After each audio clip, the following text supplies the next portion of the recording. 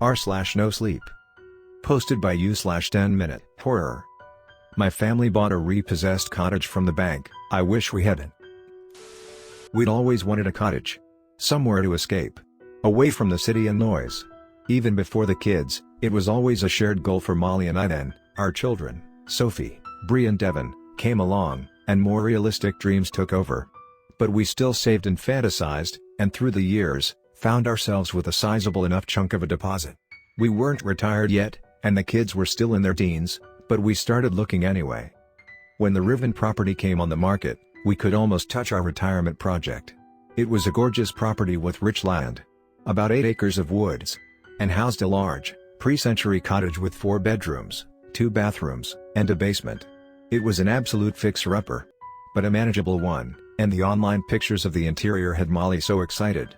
The property was a bank repossession and was within our range. We had a shot. But it went way above asking. So we kept looking. A year passed and nothing else was in our range. Not that we saw anything we really liked. The closest thing was a cottage that was more of a cabin. You could barely fit a shadow in it, let alone a family of 5. So we continued looking, but the dream got smaller and more distant. Then the Riven property came back on the market. And, at a lower list price.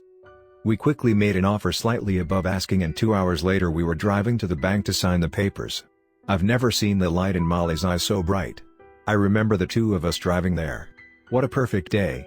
It'll be one of the ones I remember at the end of my life. We finally owned a cottage.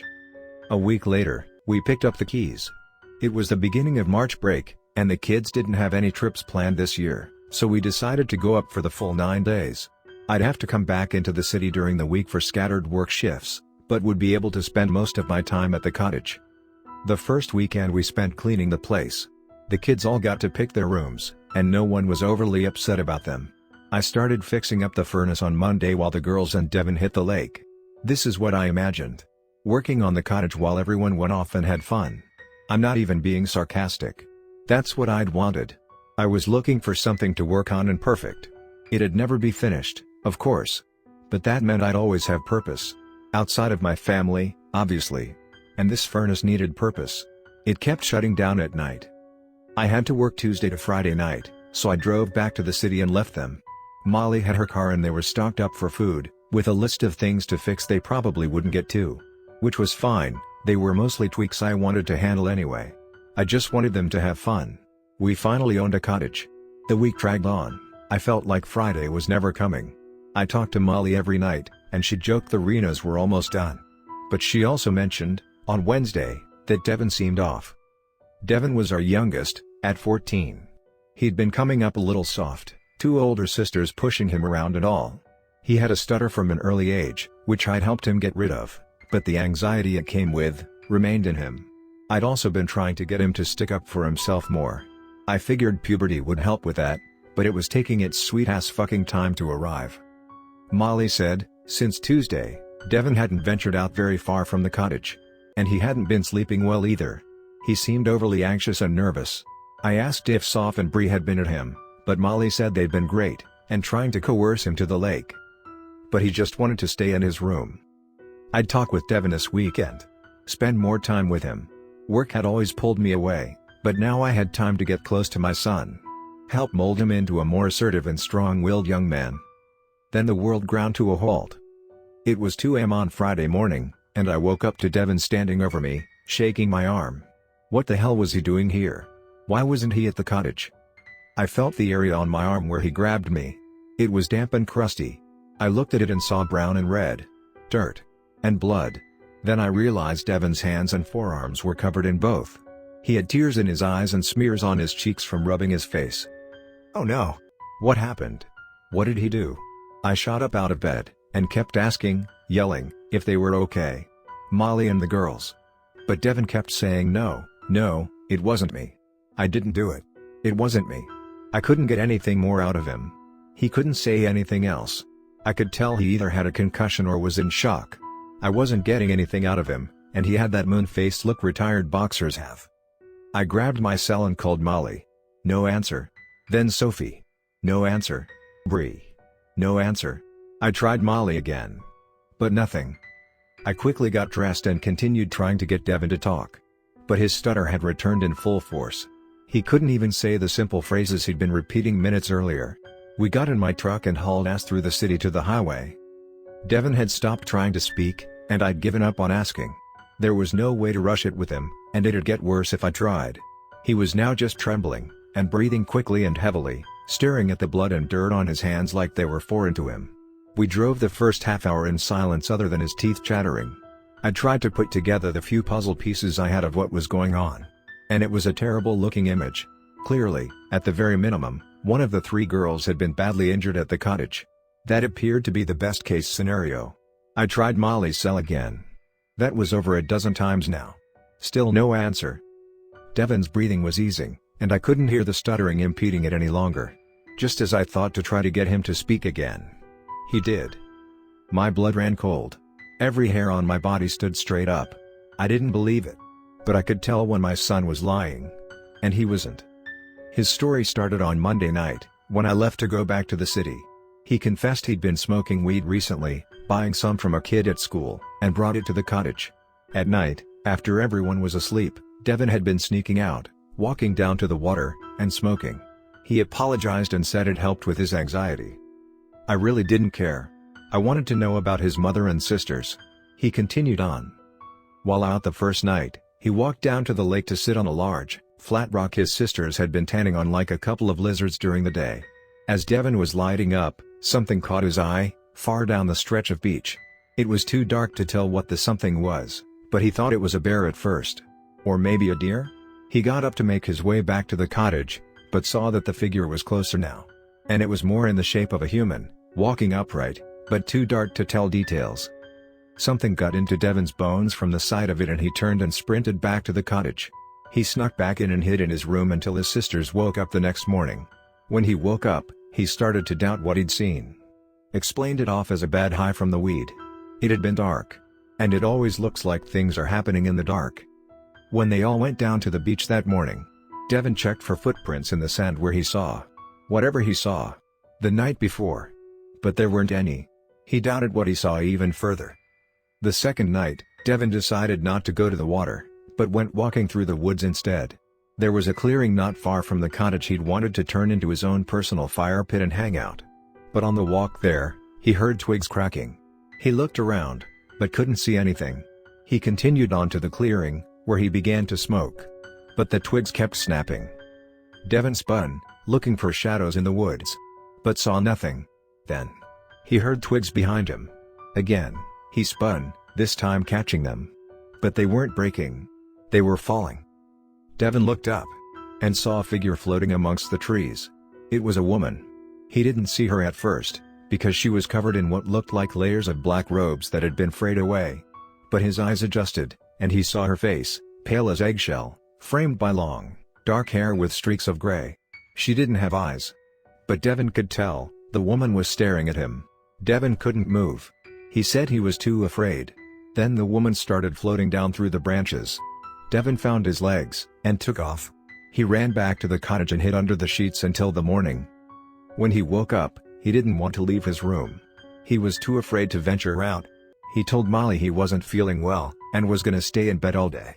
He even took a knife from the kitchen, and hid it under his pillow. That was Wednesday. Thursday night, tonight, the woman returned again. After everyone went to sleep, Devin wouldn't go outside, so he opened his bedroom window to smoke. But when he tried to open it, he saw the woman again. She was across the lawn, her feet floating a foot off the ground. Devin froze, unable to move again, and watched as the pale-faced woman glided through the air, across the lawn, and towards his window. Before the woman arrived, Devin managed to pull away, and shut the blackout drapes he had. He turned off all the lights in his room, and hid under the covers. But the room began to glow, a dark orange. The drapes became transparent, and the woman became visible behind the fabric. Then, she was on the inside of the window, her face pushing through the curtains as she floated forward, locked onto Devin. He said he didn't remember anything after that. He woke up in the living room. On the floor, covered in blood and dirt. He could see his bloody prints leading back up the staircase, but was too afraid to go and look. The only thing that made sense to him was coming to get me. He just wasn't strong enough on his own to look into the bedrooms. So that was it. My 14-year-old son got in his mother's car and drove an hour and a half into the city to get me. And now, we were driving back. But the last thing he managed to get out before the stuttering took over was the word witch. My mind raced through the possibilities of how bad things were. If there was, indeed, someone out there, and if they had invaded our cottage and attacked my wife and daughters. If the property was a repossession. It made sense that a previous owner maybe had a gripe. But how far would they take it? It's not like we took the land. I couldn't navigate all the loose threads of Devin's story, but the answers were getting closer with every new mile. We pulled onto the long driveway that winded through dense woods leading up to the Riven property. The woods felt darker here. Everything did. Even when the moon looked down on us, it was dimmed and felt like two nights layered on top of each other. Like my high beams only showed me as far as the woods would allow. Then the lights hit something. Was that a chair? And a table? And Sophie's bed? Bree's? Mine and Molly's? All our belongings were on the front lawn. The house must be completely empty now. All our clothes and toiletries and dishes and paintings and furniture. What the hell was going on? I pulled the truck up and parked it, but kept the lights on. The cottage was built to be south-facing, so the headlights only punched in through the lonely back window, and didn't give much idea to the happenings inside. The area was so quiet, it was impossible not to hear the idling of my truck. I kept thinking Molly would come out, safe and sound, asking what we were doing. That the girls would come out too, and I could see them. That Devin was playing a prank on me, or maybe he had blacked out and killed a wild animal or something. But that didn't make sense. Devin didn't play pranks. And he didn't black out. Should I hit the horn? No. There's no point. If my family was here, and able, they'd already be outside. If someone else was in there, they'd be waiting for us to enter. Devin started shaking again. His teeth were chattering. I told him to get it together, we had to go inside and find the girls. We got out of the truck. I grabbed a tire iron and a flashlight from the back cab. I wish I had a gun, but Molly never liked them. I led Devin across the yard to the back door, which opened up to a small mudroom. Drafty and unrelenting, a breeze whistled through the interior. We entered and moved into the kitchen. The house felt cold. Like deep freeze cold. Like Arctic air running through it cold. My breath puffed out in large clouds. How could the temperature be this much crisper inside than out? I tried the lights, but the bulb from the overhead was gone. I saw it on the ground, shattered. I could see Devin's breath puffing out over my right shoulder in continuous bursts. He was panicking. As I was about to turn around to calm him down, a second puff of air came over my left shoulder this time. I swung around, the tire iron lifted high to swing.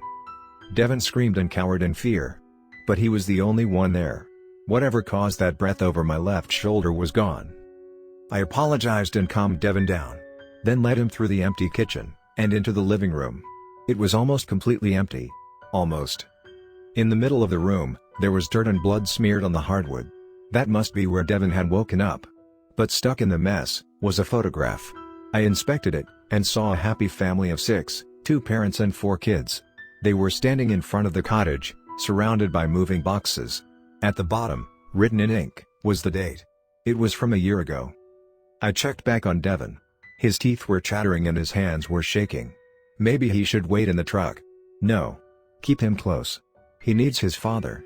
And I need my son. I hugged him, and told him we needed to be strong and brave and go and check upstairs. He nodded and followed. Every step on the staircase creaked through the house. Honestly, this place was made out of piano keys. Every floorboard sang a note. We were in the hallway on the 2nd floor. Blood trails led to each room. Not thick, more trickles than puddles. But enough to scare a father and husband half to death. The first door was to Devin's room. It was empty. As was the bathroom. We moved on to Bree's room. It was also empty. Sophie's, empty. Mine and Molly's, empty. Every trail led to where the beds would have been, and where each of the girls would have been sleeping. Where was everyone? I turned back to Devin, but he was gone. I was alone on the 2nd floor. What the fuck? Where'd he go? I rushed back down the hall, checking the other bedrooms, but there was no sign of him. And I hadn't heard a single creak when he snuck off. I rushed down the stairs, but there was no sign of anyone. The cold. It was so cold. Where was Devin? And everyone else? I decided to check through the woods, and down to the lake. I made my way out the front door this time, and all my questions were answered.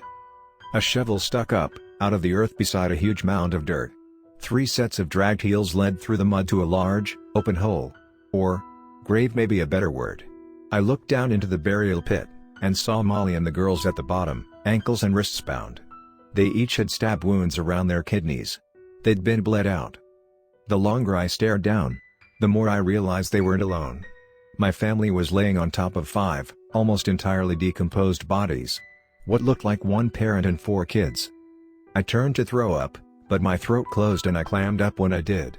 Devin was standing a few feet from me, a bloody kitchen knife in his left hand. He stared at me with empty eyes. They weren't his. They were only using his. Whatever they were. Or it. But my son wasn't there.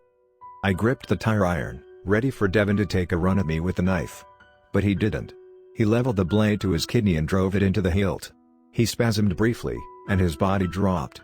As it did, it revealed something else floating in his place, where he'd just been standing. The woman.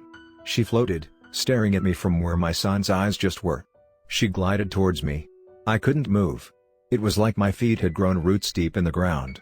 We were nose to nose now, and I saw pain and hunger burning from her empty eye sockets. Then she passed into me, and my body trembled. I couldn't move my arms or legs. My mind was fluttering, and I couldn't keep a straight thought. I felt all control of my mind and body drain away. I could only watch.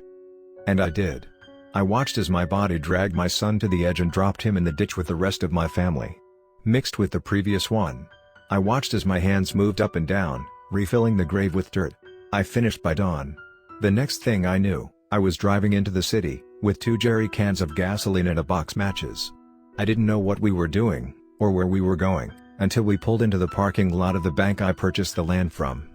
The bank that repossessed the Riven property from its previous owner. As I watched my hands stuff rags into the openings of the jerry cans, I thought about how the father from the previous family didn't make it to the bank, and wondered if I'd get closer to burning it all down than he did. The next thought that went through my head was the drive to the bank with Molly, on that perfect day, to sign the papers.